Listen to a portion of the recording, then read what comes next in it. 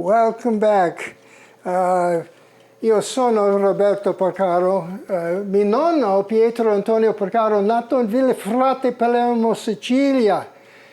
But now he's no longer here. And my grandma, she's leave her recipe to me. And now I give my recipe to you.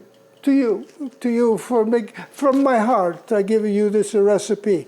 Okay, I got to put my specs on here because I printed this recipe so tiny that it takes a miracle. First thing I do is I use the authentic extra virgin olive oil. Now, if a girl is a virgin, how could she be an extra virgin? I don't know. But it's olive oil, you can be extra virgin, and that's what it's called, extra virgin. And I'll tell you about that some other time, but that has to do with how they squeeze the olives to make the olive oil. Now, here's what I found out. When we went to Italy, we've been there 4 times now, we did a little scouting as to where you could get some of the good Italian products, like, for instance, balsamic vinegar and also olive oil. The olive oil that you get from Costco is imported, but you can get similar olive oil imported from Italy at any of your grocery stores. But don't get the cheap stuff, and don't save pennies on it. So I put a couple of tablespoons. Let's see what it says in here. 2 tablespoons of olive oil in the pan. You notice that I like to use an extra large size pan. I used to work with smaller pans because I make like a gallon at a time or more than a gallon at a time. And it was hard to stir it without spilling it. So I use the extra large pans. The pans that my grandma and grandpa used in the restaurant, Caro's Cafe, was this size. But my grandmother, when she made the sauce, would always do it in an iron pan, like a Dutch oven, just like a Dutch oven pan without the legs on it. And I tried that for years, but my Dutch oven was too tiny, so I graduated.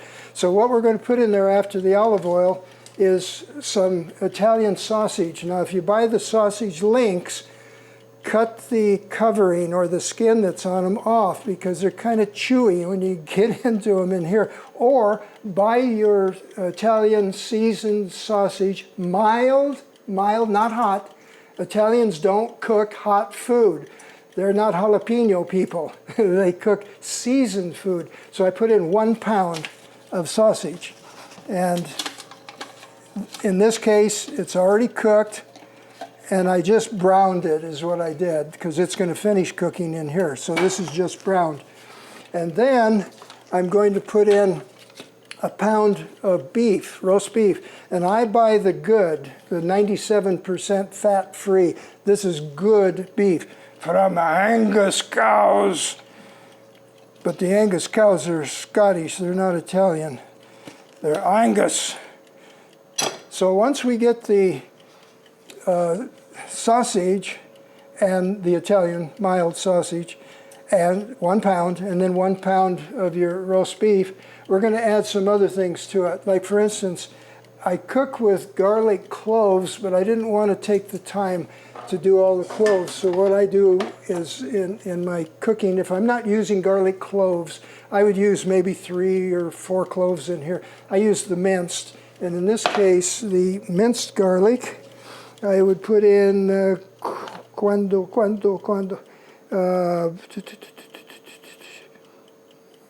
I don't see it on here quick. Oh, here it is. Garlic. Find it a store jar already chopped. 1 teaspoon of garlic. That's not very much. Some of you like garlic more. Put in a couple of teaspoons. And then a small can of fungi. That's Italian. It's the word fungus. Fungi, which is mushrooms. And I just put in a small can. And these are pieces and stems because they're already chopped up. And I don't have to chop them up. The other thing that I would put in there is the Italian seasoning, and you could put in any kind you want, but the mixed seasoning that you usually get in the store is good enough. Here's a clue. Keep them fresh, because I had some up here that I bought in a great big, quart size, and I had it for like 15 years, and it started to lose its flavor. So use fresh, and I'm going to put in whatever it says here. Hard to read this, it's so tiny. Oh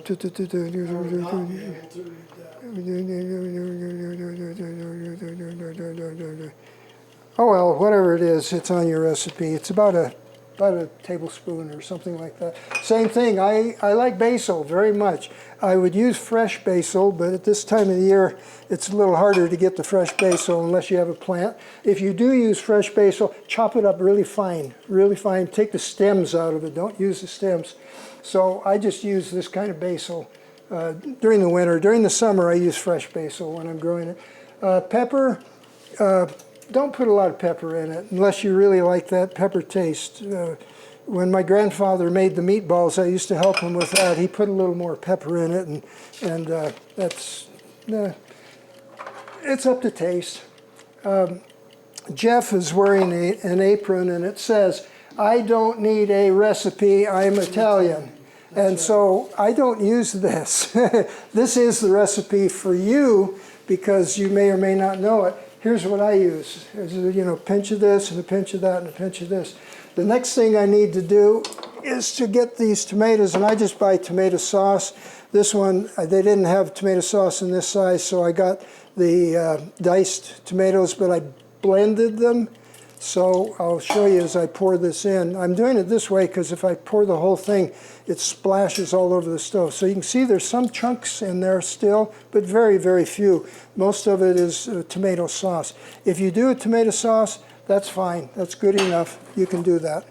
So let's pour the rest in here and hope we don't splash it all over the place. I think I actually like the chunks in it a little more. Yeah, so this has maybe... texture. Yeah, this maybe has a fifth of the amount of chunks. But I buy these big cans at Costco, and once in a while you can find other stores that have it, but Costco's where I buy it. Okay, we've added everything in there that we want to for now. And let me check my recipe here. 1 pound, 95% fat-free ground beef, 1 pound of sweet Italian sausage, cut the casings off or the coverings on it, brown the meat. Do not drain the grease off of it. You want to keep that seasoning in there. Next, cook the pan on the stove until tender with 2 tablespoons of extra virgin olive oil, 1 teaspoon of chopped minced garlic, find in a store in a jar already chopped, 1 yellow and 1 red bell pepper for color. I'm going to actually add a little bit more than that. I've got, where is my, I'm going to use yellow today because I happen to have a lot of yellow. Got a bargain on it. So that's about two sweet peppers chopped up. And then I'm going to use a medium-sized onion, any kind. I like white onions because it gives you a sweeter taste. And so I'm going to use the white onions chopped up nice and fine. And they're partially cooked, so I cooked them a little bit ahead of time.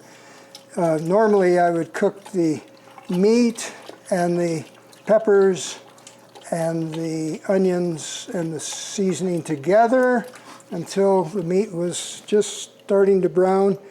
This is an invection, so I've got to watch the temperature on that. You can use a lid or you could not use a lid, but because I'm going to be occupied somewhere else, I'm going to put the lid on it. But I'm going to stand here for a minute because this is an invection top and it heats up immediately. The reason I have this is I like to cook with gas. Gas, you can turn the flame down. The old electric range we had, when you'd set it, it would come on, off, and you never did get a steady temperature on it. And it was frustrating to try and set it at a good point. With this invection, once it gets heated up on there, and it's cooking with magnetism, I don't know how that works, but it works, and it's going to start to just bubble. At that point, I'm going to turn it down because I don't want to burn the sauce. Do not burn the sauce. Here's what happened one time. Kathy and Tom had invited a group of Sardinian Italians to come to their house because they were putting on performances in Springville for the International Music Festival that was held there. And these group of about 15 Sardinians would come and dance and play musical instruments and sing the typical Southern Italian music, which is different than Northern. And Kathy said, "Can you fix them a spaghetti dinner?" And I said, "Sure, I'd be happy to." So I made the sauce in advance the night before they were coming. And guess what? You guessed it already. I left the burner on too high and I burned it. And so it was about 11:30 at night. Now this is just starting to get a little boil on it right there. So I got to watch it closely now. I don't want to burn it. And so I didn't watch the pan, forgot about it, and I burned a crust on the bottom. And once you do that, you've ruined your sauce. It's gone, it's spoiled, it's rotten, throw it away. So I did, and about 2 o'clock in the morning, I was still making the new pot of spaghetti sauce. Fortunately, I had all the ingredients. And the next day, we had a nice meal for these wonderful Sardinian. Sardinia is the island next to Sicily, Sicilia. So there's Sicily, Sardinia, and then there's about 20 small islands around that. You've heard of Capri, the Isle of Capri. That's right off of Naples. And I think Dean and Gary went there. Your mom and I went through Naples, but we didn't get to go to the islands there. Can you see that in there? Yeah. Mm-hmm. Okay, you see how it's starting to boil? I'm not going to take a chance at this point because it's only been 2 minutes or 3, whatever. I'm going to turn it down, and I'm going to turn it down right now on medium because that whole thing has to start on a simmer. And once I'm convinced that it's going to be safe on the simmer, then I'm going to turn it down on a low simmer. And here's the hard part. I always simmer mine at least 3 to 4 hours on a low simmer. 3 to 4 hours. And that's the magic of getting all of those flavors into the sauce. Otherwise, you've got your oregano here, and your thyme here, and your basil here, and your garlic here. And so this allows it, because I come back periodically, and can you see in there, it's just got a little bubble? That's what you want, just that little bubble on there, because it's going to be on a low boil for 3 to 4 hours in order to make it really good. Now, when we're through with this sauce, you can take it out, and you can pour it in quart-size bottles.